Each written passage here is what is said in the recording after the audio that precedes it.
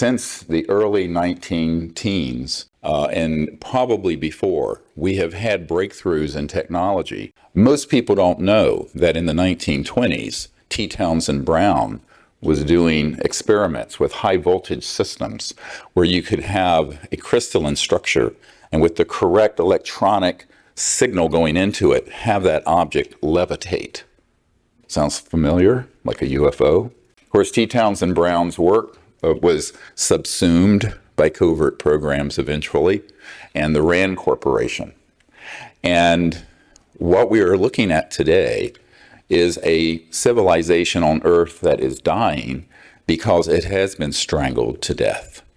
And we are 100 years of lost evolution and of lost development as a people.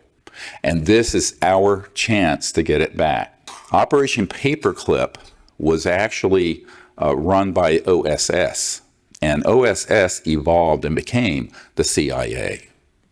Now, this Operation Paperclip wasn't just because we wanted the best and brightest German minds, who were very much, many of them, Nazis, but we wanted the technology. Paul Mellon, one of the few billionaires in the world at that time, went over in 1945 to Germany with General George S. Patton and some others to retrieve a partially functioning Nazi anti-gravity system that they were working on. And that was their secret weapon that they were going to win the war with. But they didn't get it perfected before we got the atomic bomb. And the rest, as they say, is history. Believe it or not, as hard-ass as General George S. Patton was, he wanted this technology developed quickly and released to the public because he saw the humanitarian value of it. Free energy, no surface roads, no pollution, etc., and so on. They killed George S. Patton. He was assassinated. Because of this, a chill went through what I call the white hats in the military industrial complex, because not all of them, you can't paint all of them with the same broad stroke. There were many of them who wanted this to come out and were stopped.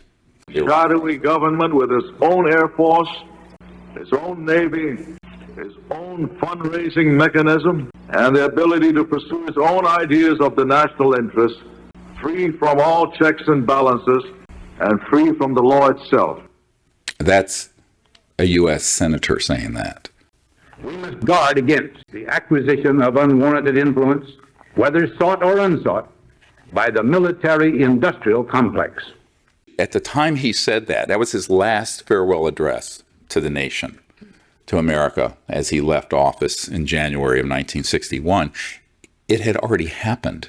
He wasn't saying this might happen. It had already happened. Because between the 1945 time period and 1960, there essentially had been a massive coup d'etat by very cleverly moving all these technologies and all these operations in a program that are unacknowledged and beyond the reach of the U.S. president, and even if the president knows about it, beyond the control of it.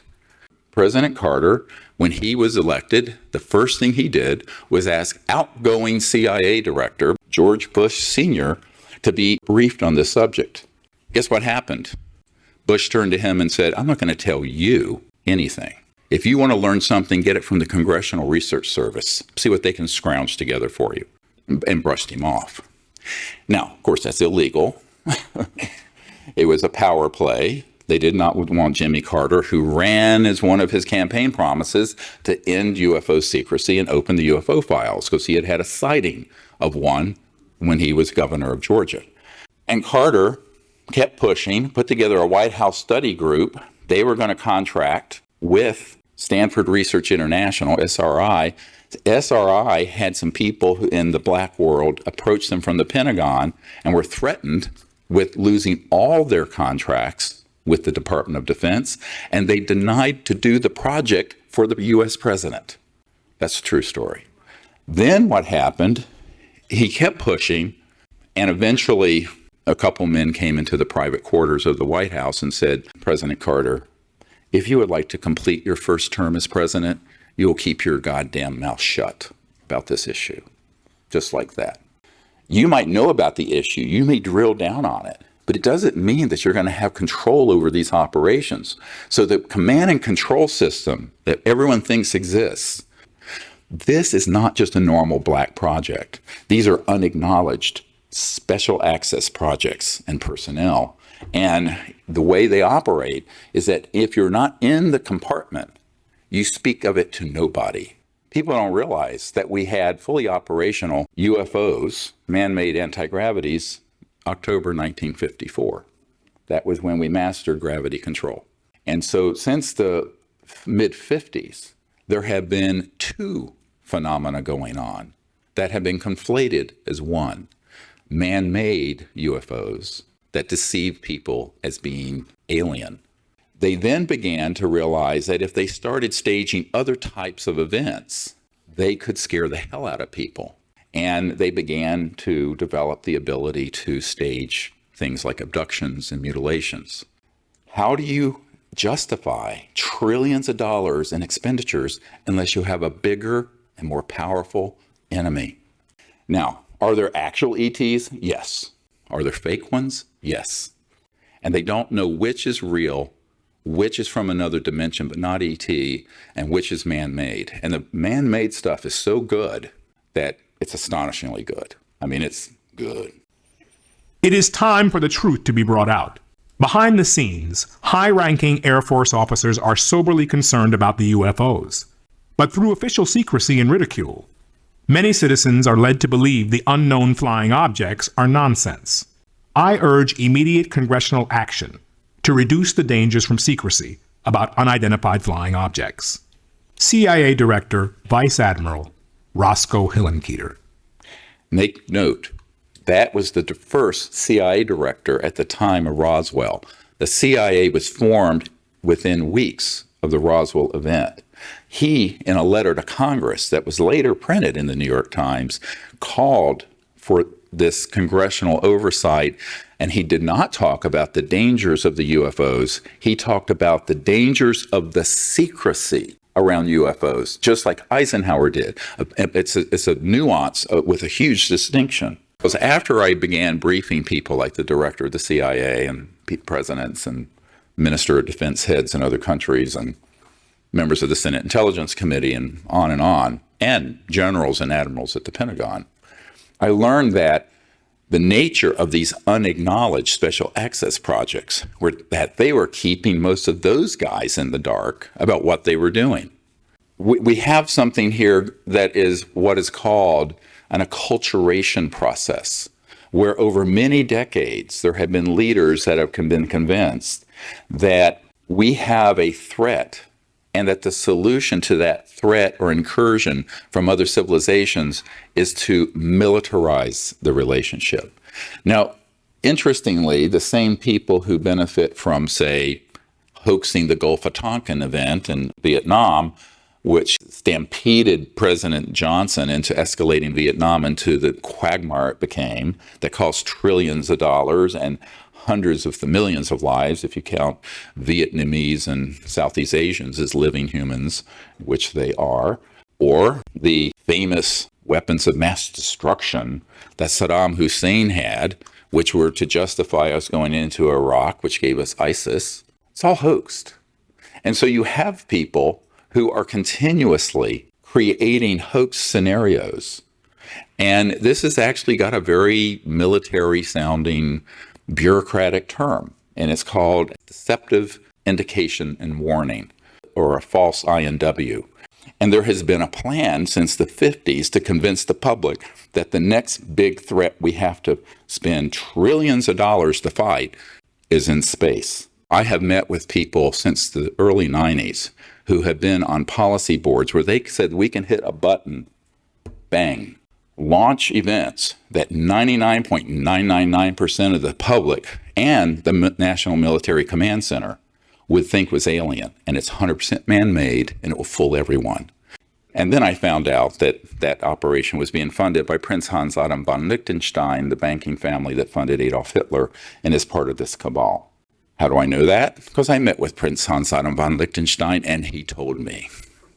In order to get the public to go along, you have to terrify the populace, like 9/11 did, and like Hitler did in Germany, but you have to have an enemy.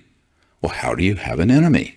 You have to have an acculturation program that begins to put out all kinds of false and defaming and scary scenarios that you're creating under these deceptive INWs or false flag procedures, and convincing the public that they're actually something else, that they're saying in that case alien. But they're not alien, they're man-made.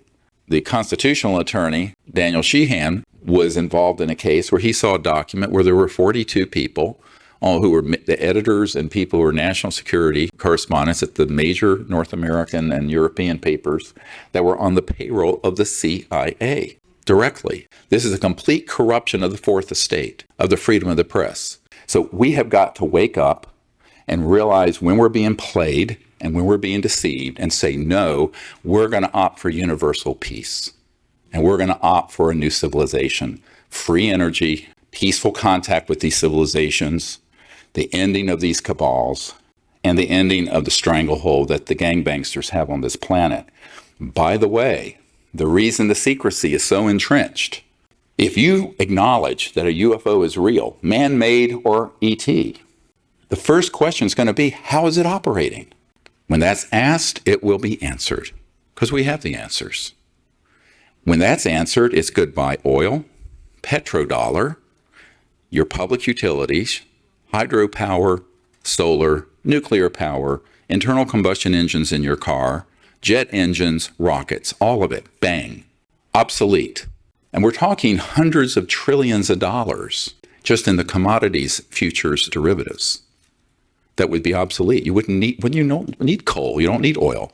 So you can't have this subject come out without it also bringing out the sciences and technologies behind it, which is why they're desperate to keep it secret and to scare people with it and create all kinds of false flag things. And people say, when is the false flag event going to happen? I said, it happened.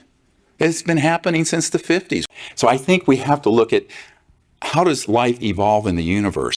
There is a morphogenic field propagation, but there's a selective process that if you reach a certain point and you don't make it to what Michikaku calls a level 1 civilization that's peaceful and living in harmony with its environment and not destroying its planet, you don't make it any further. So we're a level 0 civilization.